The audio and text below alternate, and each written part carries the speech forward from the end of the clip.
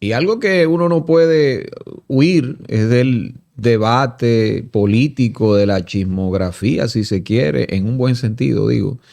Y esto se va construyendo, constituyendo a partir de los números y de números interesantes, de esas encuestas de trabajo que se hacen ahí. Y uno le hace mucho caso a encuestas de trabajo, que es el caso de Marketing Holographic SRL y nuestro amigo Carlos Díaz, que se encuentra aquí, para darnos números que ha hecho y las estadísticas que tiene Marketing Holographic de acuerdo a unos estudios recientes que ha realizado para ver cómo está el escenario político en la República Dominicana, pero de gran alcance. Carlos, cuéntanos entonces sobre estas cifras y esos candidatos que están. ¿Cómo está, por ejemplo, el Partido de la Liberación Dominicana y con esta salida que ha tenido Gonzalo Castillo? ¿Qué impacto ha tenido eso? El impacto de la salida de Gonzalo en esta ocasión no es un impacto tan fuerte, debido a que ya el PLD no es lo que fue y el camino recorrido es o ha sido muy corto aún. No ha generado un impacto ya que Francisco Javier, a lo interno del PLD, mantiene consistencia, sigue elevado.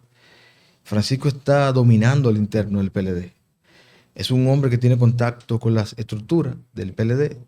Cuando vamos y medimos el campo, ustedes se dan cuenta que él no tiene quizá la capacidad histriónica de otros o el carisma de algunos, pero tiene el contacto directamente con la militancia y las bases del PLD. En los resultados que tenemos, Francisco tiene sobre el 15%, seguido de Gonzalo Castillo, que apenas marca un 12%. Hay que entender, muchas personas con la salida de Gonzalo se hicieron la idea de que Gonzalo y Lionel van a debatir. No, no.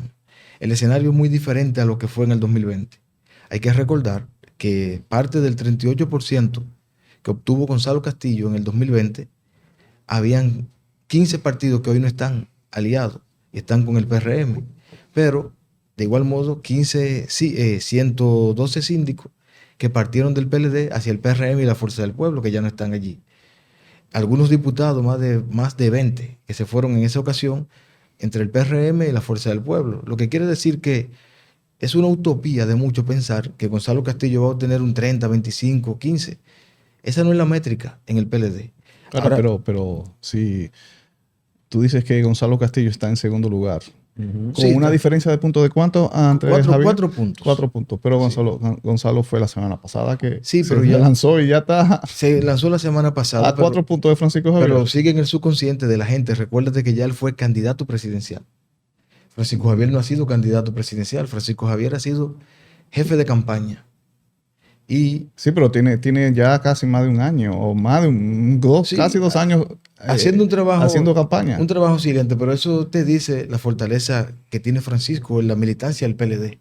Ujú. Porque aún así, tú puedes medir figuras que no están contendiendo, vamos a suponer en otros partidos o en el pasado. Cuando se decía que Leonel Fernández iba a aspirar a presidente en el 2019, Leonel marcaba sobre Danilo y Danilo era el presidente de la República. Lo que te quiere decir es que son figuras que tienen un impacto mediático muy fuerte y un liderazgo eh, vigente. No es el caso de Gonzalo Castillo, que fue una jugada política en un momento. Gonzalo no tiene un liderazgo sólido. Además, hay que reconocer que es una figura que está muy tocada por el tema de la corrupción y que tiene caso pendiente con la justicia. ¿Las primarias del PLD son abiertas o cerradas? No. El modelo no lo determino, pero me parece que va a ser una participación igual que el pasado. Te lo pregunto por... Sí, pero va a ser una encuesta entonces de padrón abierto. Bien, sí. Sí, Pero podría ser. te lo pregunto porque ¿quién tiene más aceptación a nivel externo? ¿Gonzalo o Javier? A mí la impresión de que A Gonzalo nivel externo, tiene más. Gonzalo tiene un poco más. A nivel externo. Al nivel interno, no. Pero primero hay que ganar a nivel interno. Yo recuerdo que la consulta del PLD pasada se concretizó con el padrón del PLD. Participaron unos 600 Bueno, sí, mil, es verdad. 600 mil militantes del PLD. No sé si tengan esa cantidad ya, pero lo que dice el secretario general y el presidente del partido es que se va a hacer la misma consulta con el padrón del PLD. Ujú. En este caso, Francisco Javier estaría aventajando a Gonzalo, a Margarita y a Domínguez Brito. Domínguez Brito está en un tercer lugar. Se mantiene en un tercer Un lugar. tercer. Sí. Seguido de Margarita, que está en una cuarta posición. Ok. Vamos entonces a pasar al escenario del PRM, los presidenciables. El PRM, hay un escenario es un variopinto, es un escenario que ha cambiado bastante, porque hay una figura que ha crecido sustancialmente en los últimos 3 meses. Y estamos hablando del doctor Guido Gómez Mazara. ¿Cómo va a ser? Sí, ha tenido un crecimiento exponencial. Es el único candidato que ha crecido de manera vertiginosa. En la última medición que sostuvimos y que venimos aquí, Guido aparecía con un 5%. Ahora aparece con un 13.8%, digamos un 14%. Ha bajado, ¿quién? La vicepresidenta Raquel Peña, que en aquella ocasión figuraba con un 15% y hoy en día solamente figura con un 7%. El caso de Yayo Salvatón, que de un 6%, hoy solamente marca un 2%. Son proyectos que han venido cayendo y el de Guido ha ido repuntando. El proyecto de David Collado se mantiene, no ha crecido, disminuyó 2 puntos en relación a hace 3 meses a lo interno del partido. Y el caso de Wellington. ¿Cuánto tenía David Collado? David en aquella ocasión tenía 22, hoy tiene 20 a lo interno. 20. Sí. Hay encuestas, como yo dije en el pasado. Esas encuestas no... Bueno, no sé cómo esas encuestas que están haciendo por ahí te están midiendo. Yo reté aquí y dije que están midiendo con un padrón universal. Hay que ir al padrón interno del partido y recordar que en esas primarias del PRM solamente 700,000 votaron, que votan los cuadros y los dirigentes. El nivel de abstención que se genera en elecciones nacionales, ustedes pueden ver que está elevándose cada día más. Imagínense a lo interno de los partidos, que hay un disgusto. ¿Votan quiénes votan? Los inscritos, los dirigentes tradicionales y familiares de ellos, que ellos mismos llevan a votar. Por eso que se hace énfasis, se habla tanto de las maquinarias políticas. Yo dije aquí la vez pasada que Margarita, en el proceso anterior del PLD, salía favorita en todas las encuestas. 60, 50, pero perdió. Pero esas encuestas no marcaban o no medían a lo interno de su organización. ¿Qué sucede? Se está dando un fenómeno, yo les decía a ustedes, en el distrito del Gran Santo Domingo. Todos los candidatos tienen potencial y poderío acá. Cuando usted dice, no, pero ¿qué provincia domina X o Y? Yo les voy a poner un ejemplo a ustedes. Santiago de los Caballeros. Es la segunda plaza, ¿verdad que sí? En Santiago de los Caballeros está dominando Wellington Arnó. Sí. Mantiene la hegemonía, el liderazgo de intención de voto. Y en la línea también, o sea, Sí. en la línea. En Valverde Mao. Valverde y Mao. tiene también potencial en Espaillá. Nos dan número. Ahora bien, en Santiago, ¿quién ustedes creen que está segundo? No es David. Guido Gómez. Me dicen que cuenta con Andrés Cueto, que es el coordinador. Me dicen, yo les digo que me dice porque no sé. Ahora bien, ustedes saben que Andrés en un momento estuvo por encima de Ulises Rodríguez para ser alcalde. Pero hubo un acuerdo, llevaron a Ulises. Lo que le quiero decir a ustedes, David Collado en Santiago de los Caballeros figura por debajo de Wellington, de Guido y de Carolina Mejía, que está tercero en Santiago. Pero cuando ustedes vienen al Gran Santo Domingo, ¿qué ustedes creen que se encuentran? El mismo escenario. Ahí entonces Carolina está encima, Wellington está segundo, David está tercero, Guido está de cuarto, pero las diferencias de uno y el otro son 2 puntos, 3 puntos, 1,5 puntos. O sea, Carolina está arriba. En el Gran Santo Domingo. Gran Santo Sí, Domingo. claro que sí. Entonces, las diferencias de uno y el otro, como les digo aquí, son estrechas. Aquí nadie tiene un liderazgo amplio que Pero diga, Carlos, domino la plaza. eso que tú nos estás diciendo contrasta con lo que nos venden en el sentido de que esto es un pleito de dos. Esto es entre Carolina y David. Sí, ¿entiendes? ¿Quieren- O sea, ¿por qué? ¿Por qué? ¿Qué pasa eso? ¿Por qué? Quieren polarizar. Hay que entender que cada comando de campaña tiene su estrategia. Ajá. Polarizar le conviene a dos. Le conviene a dos porque al fin de la jornada sería un pastel para dos, como lo fue en el proceso del 2018. Sí, pero ¿por qué Hipólito Mejía no escoge para polarizar a 2019. Guido 2019. o al propio Wellington, sino que escoge a David Collado? Si usted fuera a un ring a pelear con un boxeador y usted tiene a Muhammad Ali y a Mike Tyson, y me tiene a mí, ¿a quién usted cogería para echar No, el a pleito? ti no, esto es un asunto entre tú y yo. De tú y yo. Olvídate. Tiene que coger a los candidatos más vulnerables en su momento. Porque Hipólito Mejía es un zorro político que sabe que el fenómeno de David, aunque marca bien hacia afuera, al interno tiene pies de barro y tiene una debilidad estructural. Como les digo, actualmente las encuestas que manejamos, David Collado lidera intención de voto en solo 2 provincias, La Vega y La Romana, pero La Romana con un margen de 2.8. En La Vega lidera con un 6% sobre los demás. Y eso le explica quizás que es un líder en la provincia, Kelvin Cruz. Exacto, puede ser. Puede explicarlo. Sí, lo puede explicar. Y en La Romana tiene David, cuando apoyó a Luis Abinader, allí fue que hizo su acto político, que solamente hizo una intervención y la hizo en La Romana. Lo que le quiero decir es eso, pero si usted se va a la provincia de Peravia, por ejemplo, en la provincia de Peravia Wellington sale dominando, seguido de Hipólito Mejía o de Carolina Mejía, y tercero Guido Gómez. El proyecto de David está cuarto, pero en Peravia la diferencia de Wellington sobre el segundo es de más de 28 puntos.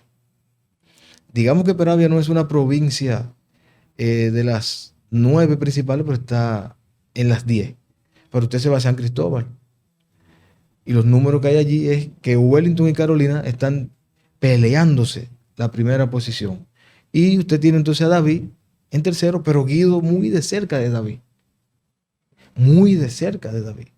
Se va a... O sea, lo de Guido hay que también resaltarlo. Ha ido creciendo. Ha ido Entonces, creciendo. Ahí yo vengo y le digo como politólogo que el crecimiento exponencial de Guido rompe la polarización que quieren vender desde el comando de campaña de David y quizás del de Carolina Mejía. Pero representa una amenaza real. No es al proyecto de Wellington ni el de Carolina, es al de David. Porque fíjense que a medida de que Guido crece, David sigue disminuyendo. El fortalecimiento de Guido no despoja a Wellington de su liderazgo ni a Carolina Mejía, que se mantienen con números similares a los que tenían hace 3 meses. Pero David sí ha notado una baja significativa, 2 puntos. Y si ustedes se dan cuenta, en otras encuestas que no son las de nosotros, hace de media que salió recientemente, David Collado ha bajado 9 puntos en relación a un año.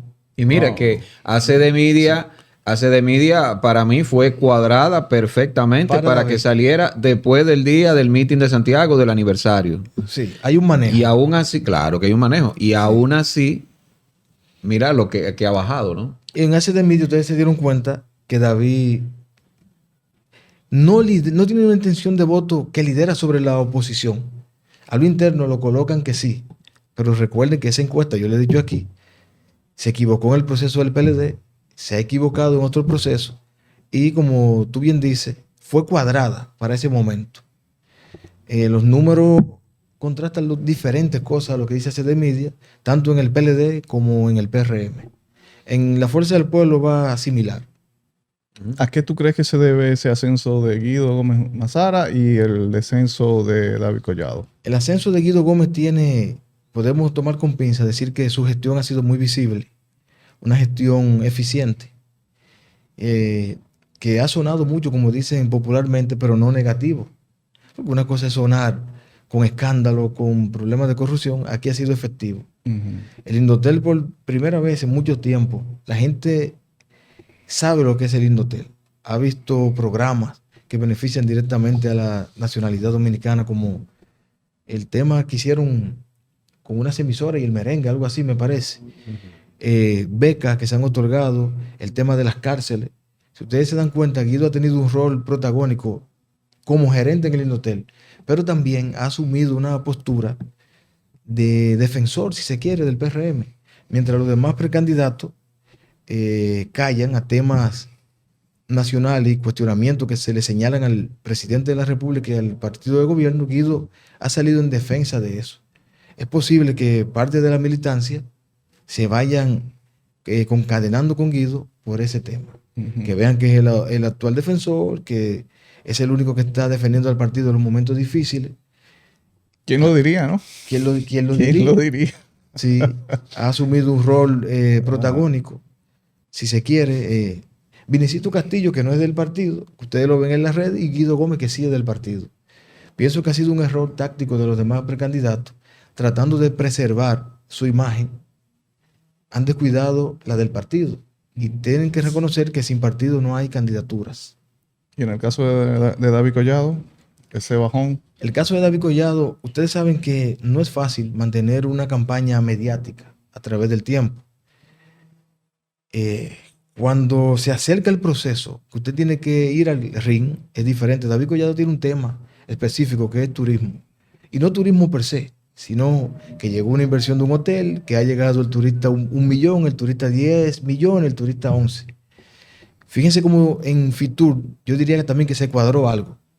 Si ustedes son inteligentes y tácticos, se dan cuenta que cuando llegaron de allá, todos los medios que obedecen a los lineamientos de David estaban hablando de que no había que hacer primaria, que todo está definido, que David es el candidato. Claro, no, Llegaron con ese tema. Y voceros o tuvo voceros ahí totalmente variopintos. Hablaste de Vinicito Castillo. Vinicito Castillo dijo eso. Sí, la Tora. Y la Tora, bueno, la Tora también, pero también lo dijo, por ejemplo, Peñaguaba, José Frank. Sí, y usted se da cuenta que un segmento de gente que ni siquiera son del PRM opinaron en esa línea. Y el descenso de David se viene mostrando también en su equipo interior. Está sucediendo que hay muchas renuncias.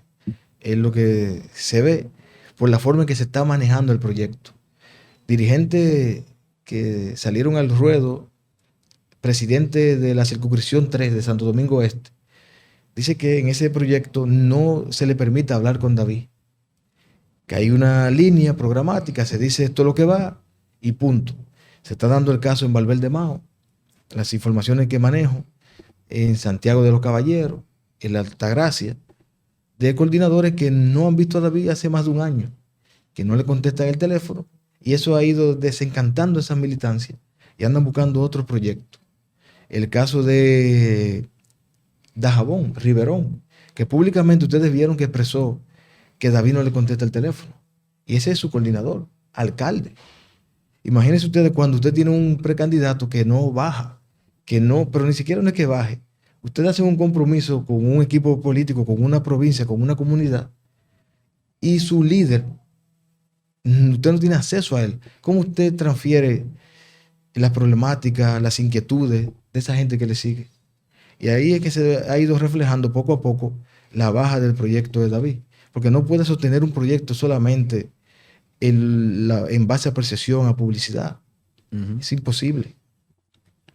Imposible. Bueno, vamos entonces al escenario de la fuerza del pueblo, porque ahí no hemos profundizado. ¿Cómo van las cosas por ahí? En la fuerza del pueblo hay una polarización total. Todo el mundo sabe, Omar y Leonel. Omar está muy bien en los números, pero Leonel sigue estando superior a lo interno.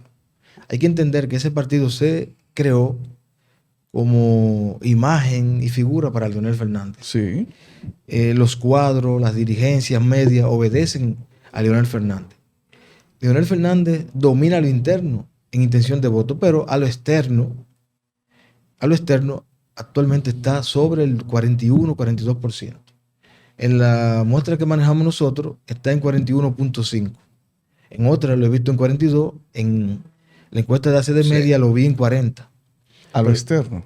A lo externo, sí. Pero eso es demasiado. Demasiado. Un crecimiento muy amplio en relación a un año, que obtuvo un 30%. Cuando usted llega a un 40%, ha subido 10%. Entonces, a lo interno. A lo interno domina con un 54%. Pero eso es muy poco. Sí. O sea, lo que pasa es que Omar va a ser el dueño del partido. Sí, es el dueño del partido, pero tiene un hijo joven que conecta con la juventud de su partido. Okay. Y si tú dices que el hijo tiene un 45 y él un 40 y un 54, está muy dividida. Pero ese 45 de Omar no pone en riesgo la hegemonía de Leonel. Explícanos. No pone en riesgo porque son padre e hijo, tienen un vínculo político muy fuerte. Lo que yo pienso que puede ser y representa o representaría Omar una tremenda amenaza al partido oficialista, en este caso el PRM, porque su posicionamiento electoral presidencial puede llevar a la fuerza del pueblo a una jugada donde presenten a Omar como candidato a alcalde en las elecciones de febrero. ¿Ustedes se imaginan Omar corriendo por la alcaldía y ganando la alcaldía en febrero, ¿qué representaría eso para Leonel Fernández? Para el impulso mediático y político. Entonces, esos números de Omar hay que ponerle ojo. Y pienso que el PRM debe de afilar su estrategia en otro sentido. No en el sentido de que va a ser candidato. Ellos saben que no. El candidato va a ser Leonel Fernández. Porque un candidato que viene de un 30, donde Luis estaba en su mejor momento, y usted está sobre un 40, 41%, ya es una amenaza seria. Y más con los números que está presentando Francisco Javier García en el PLD.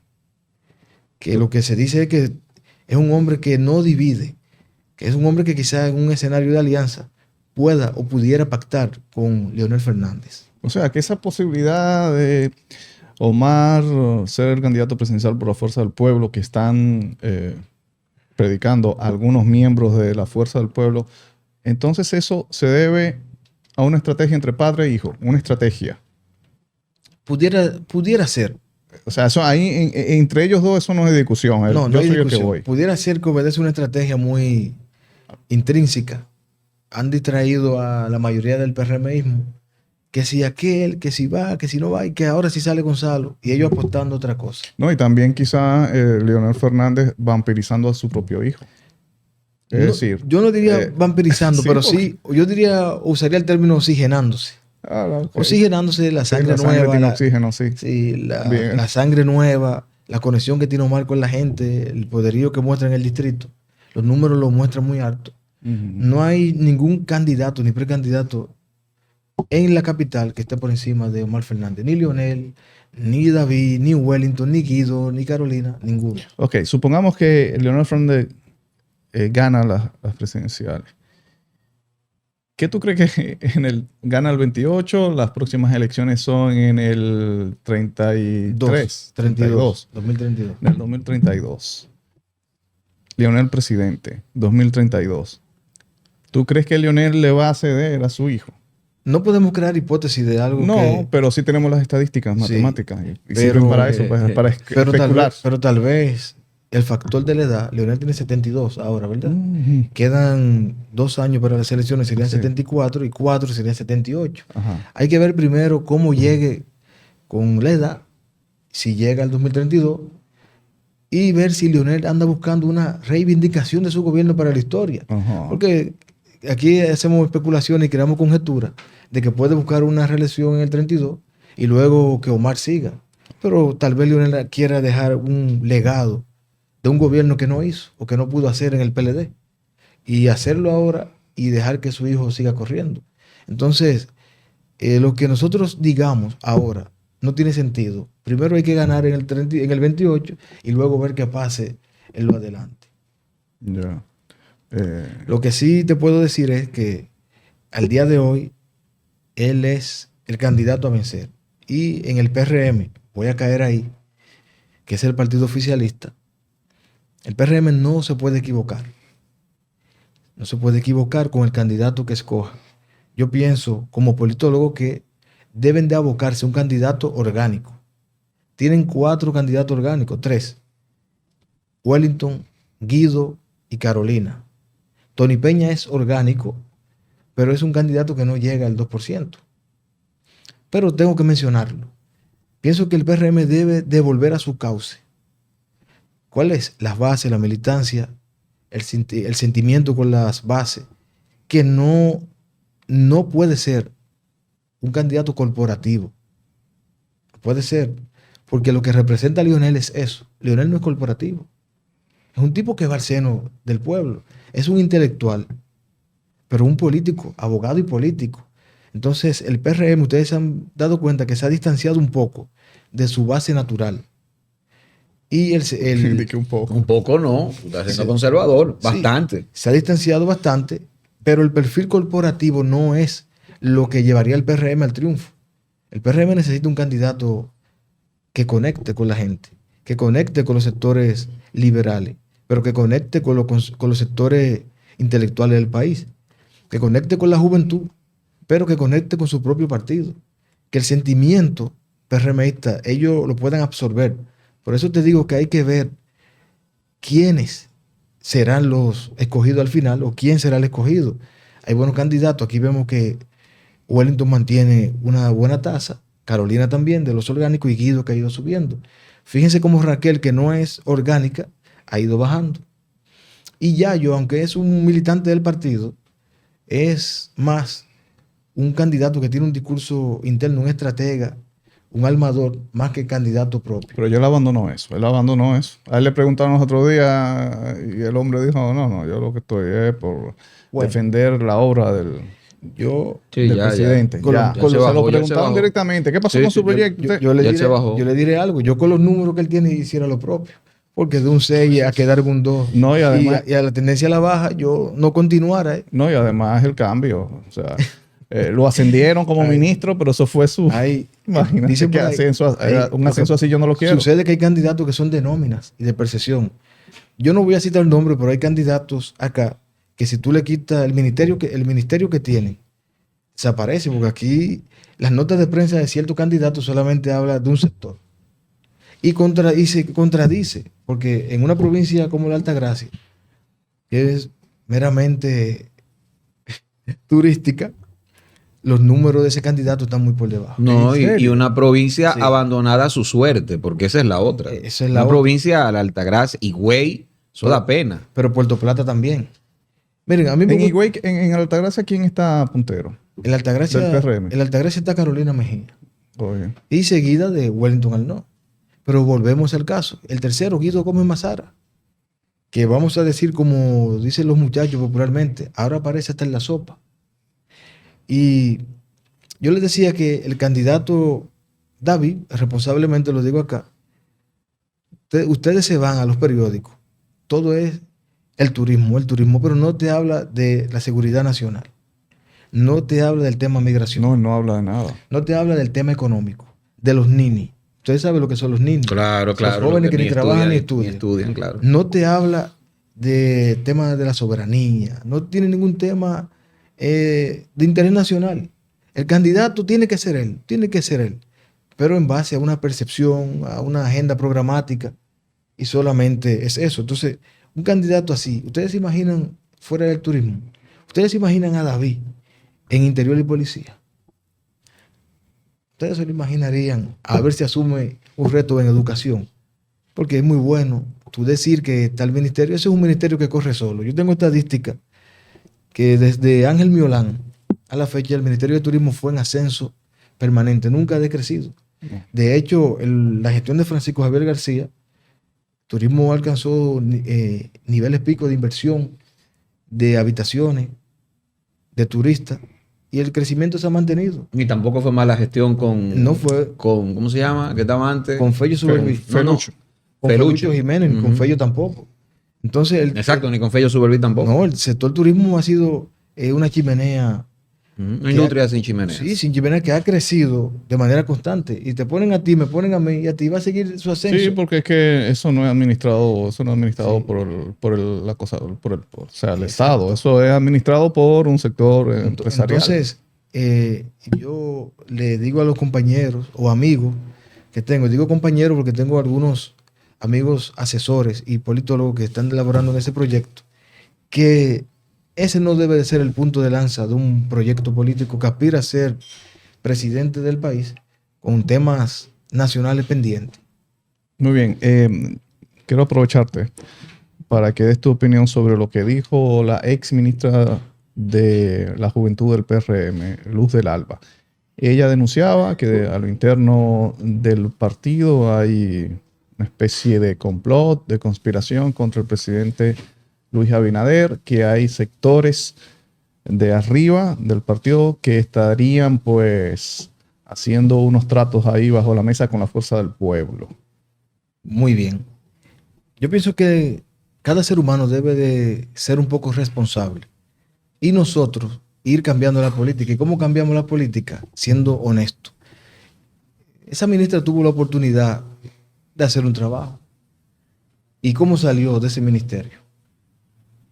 El presidente la quitó. La destituyeron por mal manejo, mala administración. Eso nunca se aclaró. Nunca se aclaró. Escándalos de corrupción. Entonces, si usted mira el caso del Litla con Rafael Félix, Miren el caso, La propia Kimberly también. la propia Kimberly. Entonces, ¿quiénes son los enemigos? Ah, Los enemigos son aquellos que le han dado la oportunidad y han traicionado al presidente con una mala gestión. Porque usted no puede decir lo mismo de Fabricio Gómez Mazara. En Promipyme, por ejemplo, a Porfirio lo sustituyen por un escándalo de corrupción también. Y Fabricio lo ha hecho bien. Sustituyen al ministro o al director de la lotería y Kiko Tabar lo hizo bien. Sustituyen a Luz y el que está lo ha hecho bien. Guido Gómez lo ha hecho bien. Wellington lo está haciendo bien. Fellito lo está haciendo bien. Entonces, esas personas que dicen que tienen enemigos internos, que hay un complot, no puede ser así. Además, el presidente es el que decreta. Yo sé por dónde viene ese comentario, quizá venga por el tema del blackout, pero usted es que designa al presidente del Consejo Eléctrico, puso al que dirige Punta Catalina. Entonces, si alguien se está conspirando, sería el propio presidente, que con un primer blackout no llevó las sustituciones necesarias. Entonces, no podemos buscar culpable. Ahí estaba Ramón Alburquerque en el banco, que se hubiese hecho para mí un tremendo trabajo y no se le llamó. sí. No se le llamó. Entonces, pienso que estos jóvenes, yo le hago un llamado a que tengan un poco de prudencia y equilibrio emocional a la hora de emitir juicio. Y tenemos que ver las gestiones de quienes lo han hecho bien, quienes lo han hecho mal. Y eso es lo que ayudaría al presidente de la República. Pero quizá ya se está refiriendo a esos que están ahí en el negocio de la electricidad cuando pasa un primer blackout, es lo que tú dices. El Sí. presidente no movió ninguna de esas estructuras, pero se fue al OPRE, el primer blackout. ¿Y a Sí. quién movió? A una Al del gente del OPRE. partido. O sea, A uno del partido. a los responsables del apagón no les tocó nada.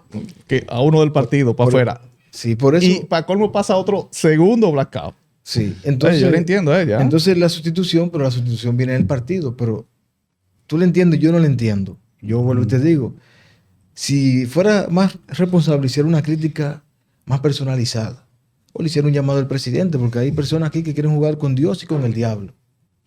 Yo pienso que no es así. Ahora bien, yo quiero saber dónde ella estaba en el momento que se escogieron las autoridades del partido en el 2022, me parece.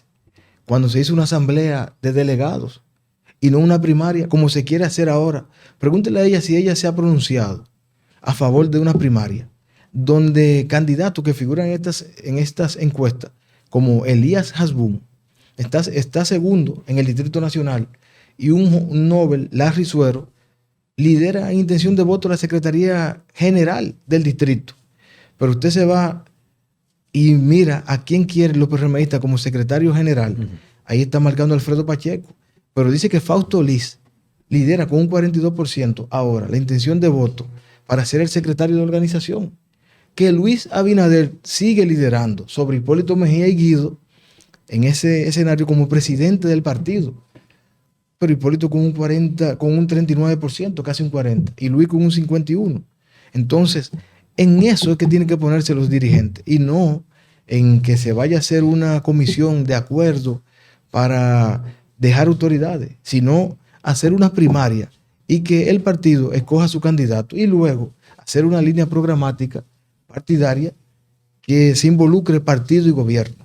Muy bien. La decisión de dejarle el partido al presidente Luis Abinader, eso es indiscutible ya. Él va a ser el presidente Mira, del partido. Yo reitero, en simpatía la tiene. Ajá. Tiene los números, el presidente es el mejor activo que tiene el partido en todos los escenarios. Es el presidente de la República. Es el presidente de la República, a lo interno goza de mayor aceptación y a lo externo también. Es el único candidato que usted lo coloca el día de hoy y con Leonel Fernández y lo sobrepasa. Con los demás hay una lucha. O sea, ¿tú crees que no va a haber discusión ahí? No, no hay discusión. No. Aunque- En el sector de Hipólito no. No, fíjate que Hipólito se está midiendo, Hipólito está en segundo, pero Hipólito no está aspirando. No. Se mide por lo que representa en el partido. Él pudiera posar Exacto, por otra persona. Y su liderazgo que tiene, pero Hipólito es un hombre prudente y sensato, que también entiende que Luis debe de ser, porque es que los roles y los procesos democráticos, tú tienes que dejar que fluyan, que las bases escojan su candidato. Por eso sería lo ideal. Si la mayoría de la militancia del PRM lo entiende así, Sí, lo pero escoge. vamos ¿Tú a crees ver, que vamos una a ver. salida, tú como estratega, politólogo y también como mides, ¿no? Las preferencias, todo este tipo de cosas. ¿Tú crees que es factible, sería estratégico para Abinader salir del poder y encabezar el PRM? Vamos a suponer que en 2028 salga del poder el PRM. ¿Crees que le conviene a él ser presidente de un partido que va a ser signatario de una derrota y un descrédito? Porque el PRM tiene un descrédito ya muy grande. El escándalo Senasa no se puede esconder, ¿no? El escándalo de corrupción más sórdido y terrible e indignante. ¿Tú crees que le conviene eso? Políticamente se hace a veces lo que conviene. En el tema de Luis, ¿qué ustedes prefieren? ¿Que se quede en su casa o que siga activando políticamente? Ah, no, No, que se quede en su casa. yo Así, preferiría que se quede en así- su casa. Así es más fácil. Porque sería, oye, lo que tú acabas de decir es la misma historia de Danilo Medina. Y del, Sí. Danilo y del Medina propio Leonel Fernández. cogió tuvieron que darle el partido. Ahí Pues es una protección. iba a caer en ese punto. Leonel Fernández lo hizo. Lo hizo Danilo y lo hizo el propio Miguel Vargas. Después de ser candidato, optó por la presidencia del partido. Yo, en mi punto personal, entiendo que es un error. Porque después de usted ser presidente, usted hay compromisos que cumple, otros que no. Hay sectores que usted no favoreció en su gobierno, que usted no va a unificar siendo presidente de un partido. Muchos se inclinan porque es el presidente y se han beneficiado de un decreto o de temas políticos, pero yo entiendo que los presidentes de partido tienen que ser, y secretario general y organización, entes de equilibrio, de trabajo permanente, que tengan un contacto al 100% con la dirigencia, como lo es Francisco Javier, que no es presidente del partido, ni secretario general, pero son los perfiles, el propio caso de Guido, lo que era Ramón Alburquerque. Tú decías que cargue con una derrota, no podemos decir que cargue No, con la derrota. yo dije un escenario hipotético, yo no dije Bueno. que es seguro, estoy diciendo que Bueno, de repente perder, ¿verdad? de perder. Y Pero- yo te voy a decir una cosa, o sea, Pero si carga con un... Abinader tiene un impedimento Sí, constitucional, sí. constitucional. Y la cosa pinta al día de hoy, como bien tú decías, que Leonel gana. Sí, yo... O por lo menos una primera vuelta la gana. Sí, yo en un caso personal, y soy muy honesto, yo preferiría, si yo fuera el presidente, no me postulo como presidente del partido.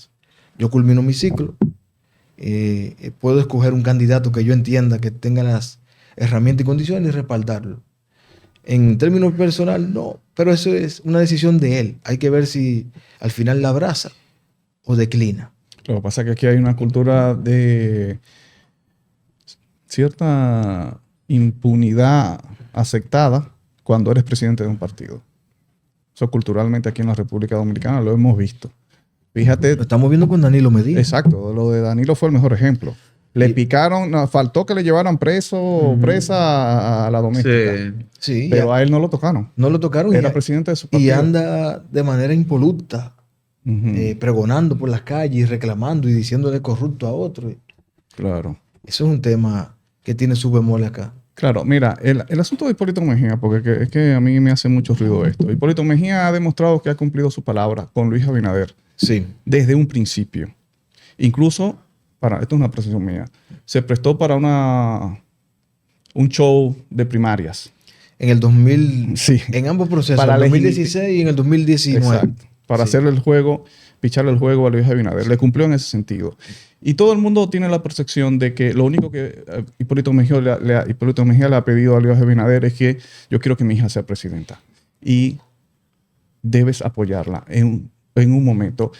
Y ese momento se suponía que era el 2024. Y aún así, Hipólito Mejía, pues, a último momento, bueno, se dijo, bueno, ok, te apoyamos. Entonces, ahora que Luis Abinader quiere la presidencia del partido, va a necesitar el apoyo de Hipólito Mejía, evidentemente. Sí, claro. Pero entonces no podría Hipólito Mejía aprovechar ahí y decirle, señor, cumpla su palabra ahora. Sí, te Cumpla digo, su palabra. mira, te hablaré como politólogo. Hipólito Mejía puede encauzar por dos vertientes. La primera, utilizar los números a su favor, que lo miden a él como candidato a la presidencia del partido, que al igual que Luis no ha dicho yo aspiro, pero que oscila entre el 39 y 40%, una segunda fuerza política, y decirle al presidente, sentarse, darle a la mesa y decir, mira, nosotros hicimos un acuerdo. El acuerdo era que Carolina iba como candidata a alcalde, alcaldesa, para luego me respaldaran como candidato a la presidencia. Que se dice que Carolina no quería No quería. y que Hipólito la convenció haciéndole otra vez el juego a Luis Abinader. Pero también hay sectores que han vendido, ustedes lo han visto, que el presidente de la República está respaldando un proyecto X, que no es el de ellos, cosa que tampoco es cierto. ¿El de Raquel? No. ¿Otro? Otros, sí. Pero cosa que tampoco es. ¿No lo es puede cierto. decir? ¿Cuál es? Sí, se dice que el de David, pero no es verdad. No. Yo no Se dice creo que el de eso. David, pero eso no es verdad. Lo- Entonces, Él pero está con- aparentando. sí, pero primero, vuelvo y les digo, aquí hay un proceso de renovación del partido.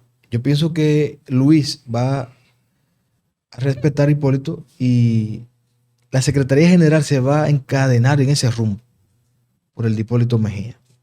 Es lo que tengo entendido y es lo que mi conocimiento me permiten ver. No, pero está en la mano de Hipólito Mejía. Ahora, se quedaría así. Sí, pienso que sí. Obvio. Pienso que seguirá. Eso es una... Del- Compañero PRMista, ustedes compañeros, se embromaron.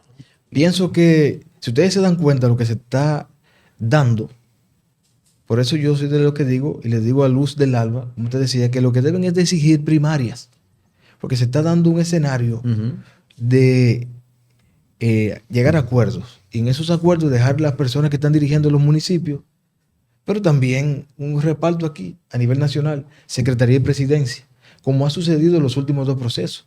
El PRM no ha ido a proceso abierto legítimo, ha escogido mediante acuerdos. Bien. Carlos Díaz, politólogo y quien lidera la empresa Marketing Colographic SRL, ha estado con nosotros hablando del escenario político ampliamente aquí en La Quinta Pata. Recuerda suscribirte, activar campanita, darle me gusta para seguir creciendo, compartir y todo eso.